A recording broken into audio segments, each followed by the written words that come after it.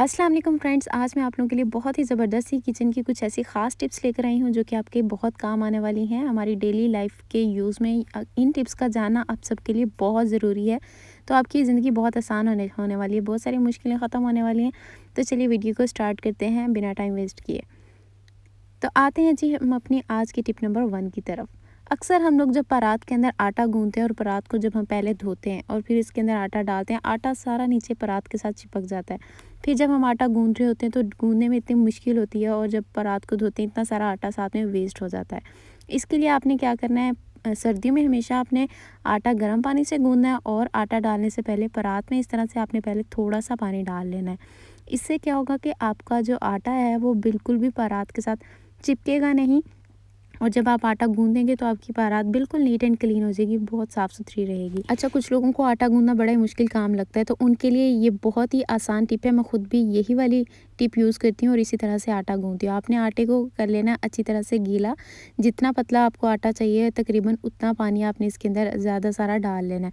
बहुत ज़्यादा भी नहीं डालना, हाथ की मदद से थोड़ा थोड़ा डालना है। ये देखें जिस तरह से मैंने इसको बिल्कुल अच्छी तरह से गीला कर लिया, पानी भी इसके अंदर डाल दिया। बस इस तरह से आपने पानी डाल के इसको 10 से 15 मिनट के लिए छोड़ देना है। 10 से 15 मिनट के बाद आप लोग देखेंगे और आटा हमारा जो है उसको बस आपको 1 से 2 बार इस तरह से करना पड़ेगा और आपका जो आटा है वो बिल्कुल ऐसे ज़बरदस्त सा गूंद हो जाएगा ना। आपको घंटा इसके अंदर वो मुक्की नहीं लगानी पड़ेगी, जैसे हम बड़ी अम्मियाँ कहती हैं ना मुक्की लगाना आटे में, वो नहीं करना पड़ेगा और इसमें आपको ज़्यादा एफर्ट नहीं लगानी पड़ेगी। ये देखिए कितना ज़बरदस्त आटा जो है वो 2 मिनट में गूंदा गया।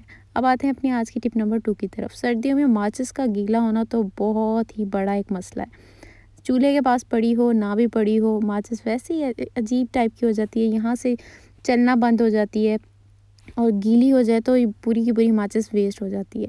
इससे बचने के लिए आपने क्या करना है, हमारे घर में पुराने टूथपिक होल्डर जो होते हैं इस तरह के वो हमेशा पड़े ही होते हैं, क्योंकि साला साल हम एक ही तो नहीं ना चलाते, नया लाते रहते हैं। प्यारा लग जाए तो वो फिर ले आते हैं मार्केट से। तो ये मेरे पास भी इसी तरह से एक पुराना पड़ा हुआ था, इसको मैं यूज़ कर रही हूँ। इसके अंदर हमने ये जितनी भी माचिस की तीली है ना वो सारी इसके अंदर डाल देनी है। एक माचिस डाल लें आप, 1.5 डाल लें, 2 डाल लें, जितनी इसके अंदर एक्सेस हो उतनी डाल लें। और उसके बाद दूसरा काम जो आपने करना है वो ये कि जो जिस माचिस में से हमने ये तीली निकाल के इसके अंदर डालनी है, उसी माचिस के आपने इस पार्ट को जहाँ पे ये मसाला होता है माचिस का लगा हुआ, उस पार्ट को आपने इस तरह से निकाल लेना और निकाल के आपने दोनों साइड पे इस तरह से इसको चिपका लेना। ये देखिए मैंने टेप के साथ इसको लगा लिया। अब इस तरह से इसमें से एक तीली निकालेंगे और इसको इस तरह से जलाएंगे, बहुत ही आसानी से ये जल जाएगी। तो इस तरह से ये बहुत प्यारा सा ऑर्गेनाइजर भी बन जाएगा और किचन में रखा हुआ प्यारा भी लगेगा। आई होप आपको ये पसंद आया होगा। आते हैं नेक्स्ट टिप की तरफ।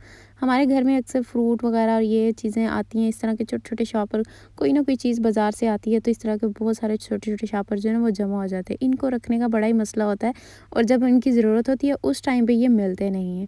तो आपने क्या करना है, जब हम मंथली टिश्यू बॉक्स इस तरह से लेकर आते हैं, ख़त्म हो जाते हैं, हम इनको इसी तरह से वेस्ट करके फेंक देते हैं। आपने इनको फेंकना नहीं है, आपने अपने जितने भी ये शॉपर वगैरह इनको इस तरह से फ़ोल्ड करके इसके अंदर डाल लेना और आप लोग देखेंगे कितने आराम से ये इसमें से निकल भी रहे हैं, गुम भी नहीं होंगे और ज़रूरत के टाइम पे मिल भी जाएंगे। इसी के साथ आते हैं आज की नेक्स्ट टिप की तरफ।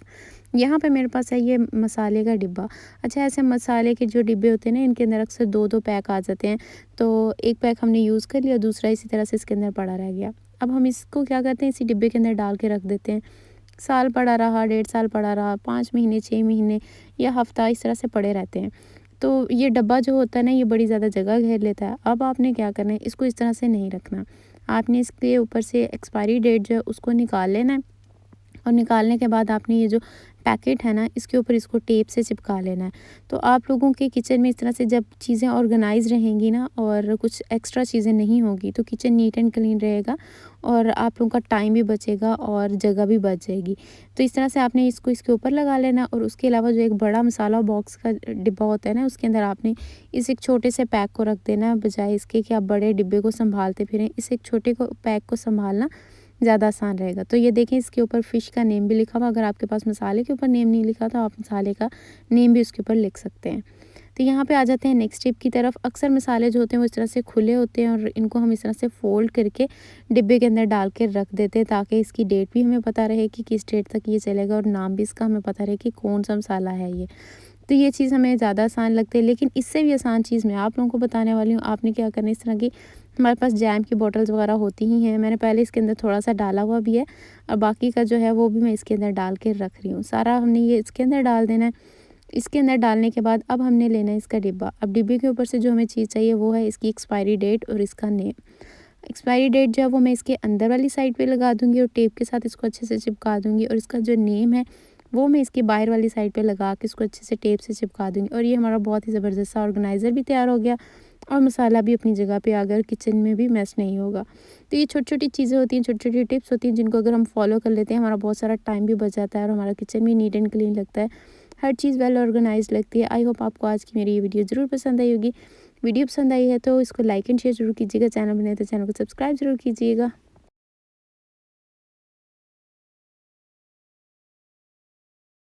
तो मिलते हैं फिर इसी तरह की एक नई और प्रोडक्टिव सी वीडियो के साथ। बहुत ही ज़बरदस्त सी नेक्स्ट वीडियो आप लोगों के लिए लेके आने वाली हूँ। तब तक के लिए मुझे दुआ में याद रखिएगा। अल्लाह हाफ़िज़।